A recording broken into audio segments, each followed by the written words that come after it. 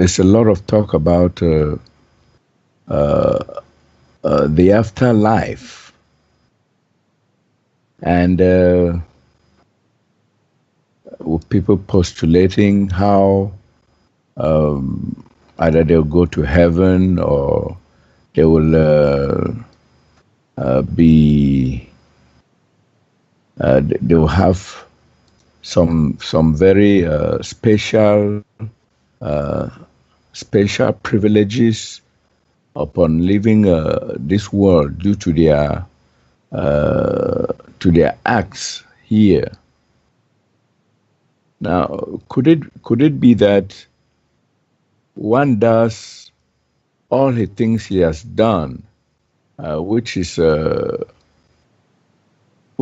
in quotes good or bad in quotes, but yet he finds himself still in a nasty situation on the real side after the translation. Okay, so what are you basically saying here? That as we go through this life and all of a sudden you go to the other side, things aren't too good? That's a scary thought, isn't it?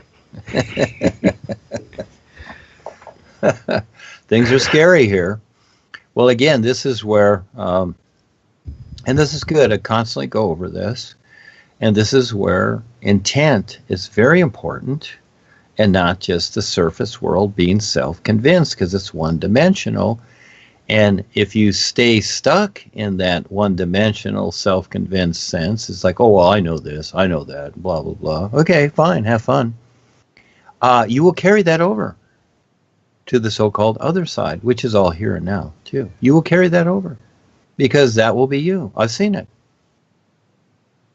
And so, and what's interesting is that because you carry that over, and now you have an objective view of where you've been on Earth here, and now you're in outer space or the astral realm or wherever you're at. Okay, it doesn't matter. Or you're still here as a ghost, like on the Queen Mary and some of these hotels. You're still here as a ghost because you're so emotionally attached to being self-convinced. You really don't go anywhere. Now you're just invisible to where you're at. That's all. Now all of a sudden it's like, gee, where am I? What do I do? I'm screwed. In a way, yes, until you figure it out. And again, it's up to you. And the guidance is always there.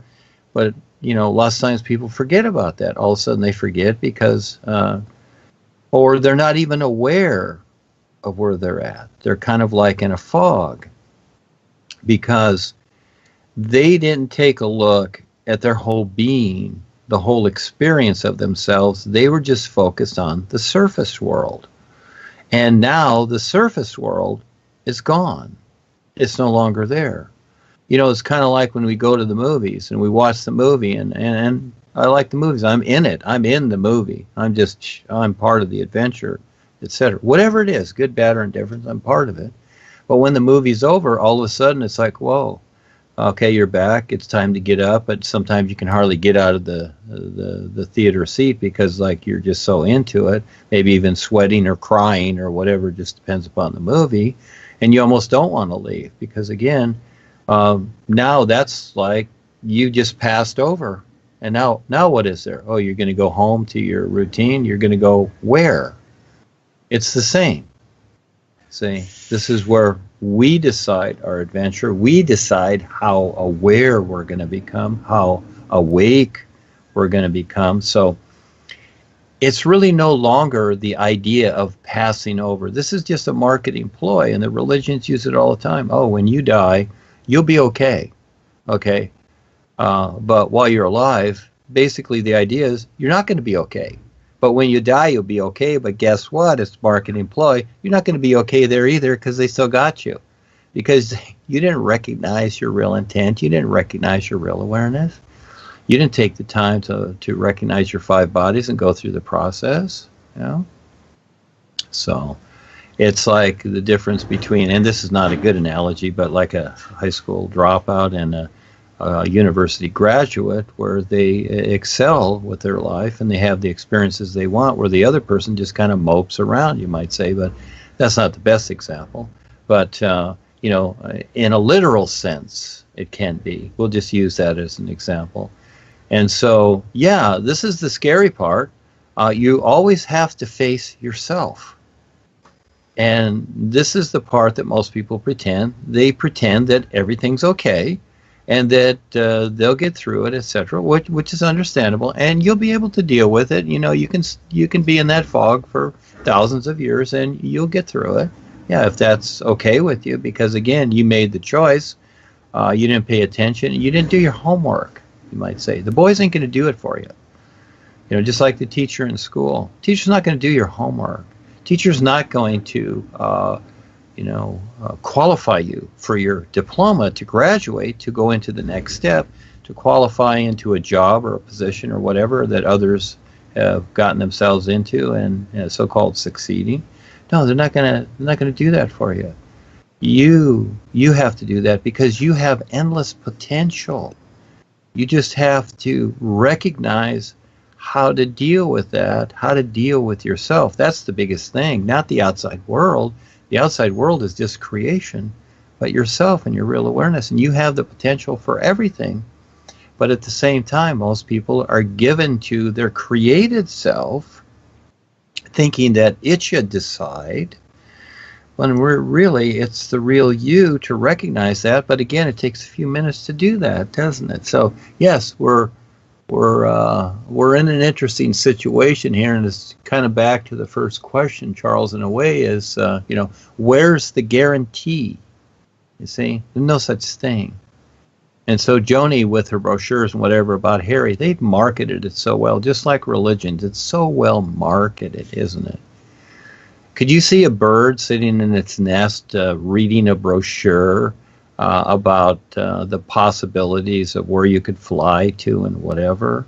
It's like, oh, gee, I can fly here. No, well, I can fly here too. Wow, I didn't know that.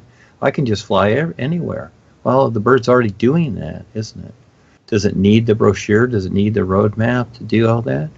We have our real awareness. Once you recognize that and how things work, that's the best part. And especially when you can focus it to such a realness and objectively compare it to all the things that the personal self is looking at. When you can focus it to this isness, the old saying is all life is one. This is this oneness. Then you see everything. But while you are in the personal self and you have all these things going on, no, you only see little pieces in creation that are one-dimensional. But when you learn to focus on this isness and stand real with it completely, then you see everything. This is very interesting. And to the personal self, it would seem, oh, gee, that's boring. Okay, what do you do there? It's like when Paul first was going to Rebazar's hut. And he looked around and he said, gee, what do you do here? See, again, that's the personal self. But when you have this oneness view, really, when you have it, you see everything. And you don't need all the little pieces because you already see them. So you don't have to chase all the little pieces. This is where people's attention is scattered all over the place. They have their little personal ideas first, and then all the things that go with those little personal things and their little this and that's. Oh, I want to do this and I want to do that. When you can get to the point where all that's gone, and you just focus now with the is, you will see, and you will see what is, and you will know what to do that's real. Yes, more so than any personal decision. But it's very fine. It's very fine to look at the personal side and really recognize this. So again, when a person passes over, for the most part, they have no idea what their real intent is, their real awareness. So for the most part, they may, end up in some happy little place or whatever. Maybe they, as they grew old, they were in some senior home that was nice. Well, for the most part, they'll probably just go, unless they have a whole lot of emotional attachments, they'll probably just go to another senior home in the astral realm. Because again, that's all they know. They didn't take the risk. They just kind of went along with the programming or what the brochure said. Kind of like in that old movie with Goldie Hawn, Private Benjamin, where she was promised if she joined the military that she'd get her own condo. Yeah, that's a good one, isn't it? Yeah, Charles, go. Yeah. Then. Okay. I noticed a phenomenon, and it is that my mother, who loved farming, on the real side, since she translated, she's still involved in farming. And I guess many others are locked into what they love or what they had been doing before. Now, can we envisage a situation where one's activity, which makes him real on that level of life, can one climb the stairs from the real side, rather than must come here and start the catechism again from ABC, like in the past life?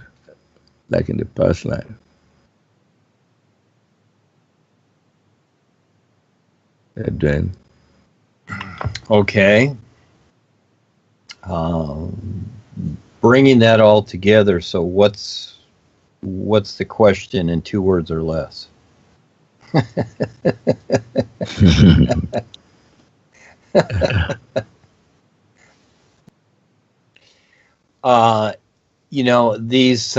These ideas you use, and yes, it's good that you bring them up. The idea of going up the ladder or whatever, and this is how we're taught, which is understandable because we're in creation. We have time, space, we have movement, we have here, we have there. Okay, we see these things. Again, these things are defined for us. And what I've discovered for myself, and I tested it, and that is that, many times on the real side, in the past, you'd see a mountain and you want to climb it, or you want to get up higher and have this elevation or whatever. That's the idea. But now I don't do that anymore. I remember Paul, I'm just going to use this ladder idea, then we'll get to the rest of it.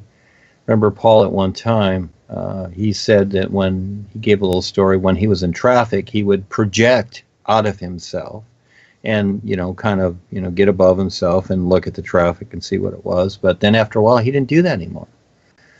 And so this is how I see it too. I'm not interested in climbing up or down, even though these situations do occur in time and space, because for me it's an isness. That's the best part. It all is. And so it already is the end result for me. That's all I focus on. And that's the most fun for me, because I don't need any of this up or down stuff or whatever. And yes, on the real side, or here, again, this is for the mind. This is all for the mind, because the personal self here, when you look at it, it in its own way, it thinks it will live forever. It really does, because it doesn't consider anything else. Doesn't prepare, you see? Doesn't really prepare for leaving here. No, that's not the idea. The idea is to stay here as long as you can, just to hold on. And so that's the personal self that you've created. And of course, it makes sense. But guess what? That's not you. It's not you at all. But you think it is, so therefore you react accordingly. So, getting to that point there and recognizing the real guides, again, it's choice. And this is what happens many times. All of a sudden, something happens, the so-called death of the body, which is just, a situation happens, car crash, or you fall off a cliff or something, or somebody does you in, what have you. And these are extreme situations that have a lot of impact. And so for the longest time, you may have this huge concern with you that you're focused on. You see, these things are just focus, what you focus on.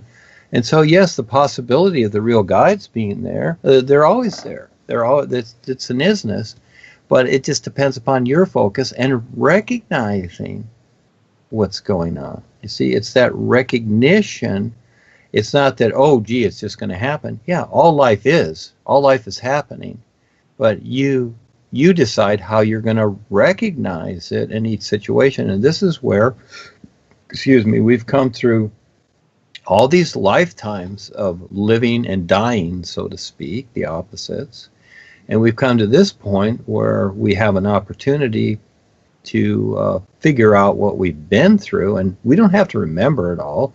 It's all basic stuff because it's all about awareness. Either you stay in creation and you make decisions accordingly, or you decide to become more aware and objective and to learn to see what's really going on with what's taking place, and then face it and deal with it. And for the most part, it's really with yourself.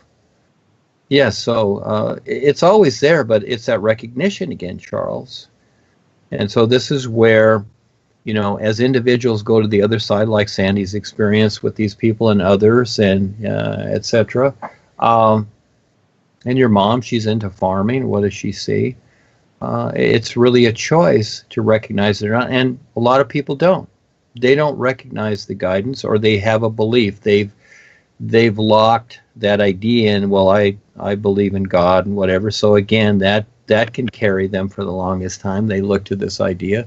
Well, they're still in the isness of life, but they just don't recognize what else there is to it. But they do see, or they do experience what they are experiencing. So again, it's going to be different with each person. It's very fine-tuned. This is the old saying, the razor's edge. It's very fine-tuned, the decision that we make. But the secret really is, if there is a secret, but it's well known amongst the whole of life. But here, because things are so hidden and unseen, the secret is your intent.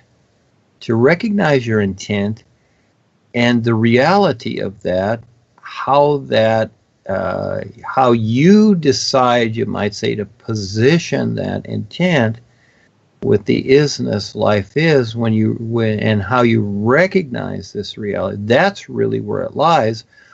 Other than that, the individual basically, even in the astral realm or the mental realm, doesn't matter, it's all creation, stays one-dimensional. Because they haven't recognized that, because most of the ideas that we create and adhere to here are on an unconscious level. In other words, just like with the membership, they just pay their dues and they just figure Harry's going to take care of them. So what they've done is they've unconsciously convinced themselves that everything is fine. But when they meet the reality of what they've decided, they're going to see it ain't what they think. But in the meantime, they're letting their unconscious idea, block their real awareness, because they've become self-convinced. Very interesting, isn't it? It's very, very subtle. So, yeah, the real guides are everywhere, always, but you decide how you're going to recognize them, and you make the choice. I'm sure that many people have had the experience where the boys are there, they demonstrate something, and then they just stand still. They just kind of look at you, or they go away. See? Because what they've done is they've presented something to you, and they're going to see what you do with it or not. But you're going to wonder, it's like, oh, gee, well, he came, he showed me this, or he said something, but I didn't quite hear it. Because again, it's you have to learn to recognize this, and then they disappear. Gee, what does that mean? See, so again, you're going to stay in that quandary, that wondering, until you really start to see what they're demonstrating, and they're not going to decide for you. They just demonstrate something. So it's very, very interesting. So the real guides are everywhere, and people can think, oh, well, gee, what does this life matter? When I die, I'm going to go somewhere, and the boys will be there, whatever. Well, they will, but with that attitude, just as that one attitude there, you're not going to be able to surpass that attitude, because you're so self-convinced about it, thinking that, oh, gee, this idea or that idea. That's just an idea. When you can surpass all your ideas and stand real with the is, then you will really see what it is. When you really, really, sincerely, honestly, and not just sit there and giggle and laugh and convince yourself, these are the people that think they know something. Well, respectfully, that's fine, but that's really not it. It's really not it. There's a whole lot more to it. And so from just like when Paul presented what he did to this very moment, there is a whole lot more, and most people have missed a whole lot. So yes, Charles, let's see what happens, shall we? And again, you're having real side experiences, and others too. You're getting objective viewpoints. I've watched so many people come and go and make the choices, and even going into future lifetimes, because they keep deciding it. It's a choice, and it's all okay. Do you want to be there? Do you want to do that too? I always look for something more so, yet at the same time being indifferent to all of it, to see what is real with it, etc. So again, it's always a play. It's always the next moment. And you have to decide, or you don't, or you stay with the previous moments. You see, you got to decide that too, or you don't decide. You're the decider, yes.